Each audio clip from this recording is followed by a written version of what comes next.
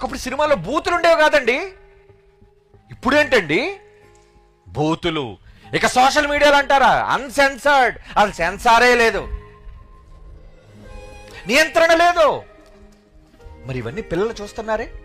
పాత సినిమాల్లో రాసేవారండి, సకుటుంబ సపరివారత సమేతంగా చూడదగ్గ కుటుంబ కథా చిత్రం. మరి ఇప్పుడు ఏమండి, ఏది నీ కూతురు తెలిసి సినిమా చూడు చూద్దాం, నీ యవ్వనంలోకి వచ్చిన కొడుకు తెలిసి సినిమా చూడు చూద్దాం. నువ్వు ఒక తల్లిగా చూడలేవు, సిగ్గుపడతావు. మరి అలాంటి దాన్ని ఎందుకు ఆదరిస్తున్నావు?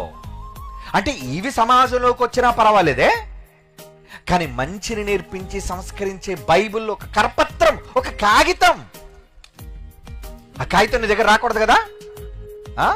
అంటే ఏముందన్నమాట నీలో?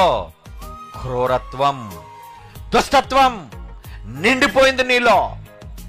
ఇప్పుడు వైద్యం ఎక్కడ చేయాలి? ఈ సమాజానికి వైద్యం ఎక్కడ చేయాలి చెప్పండి?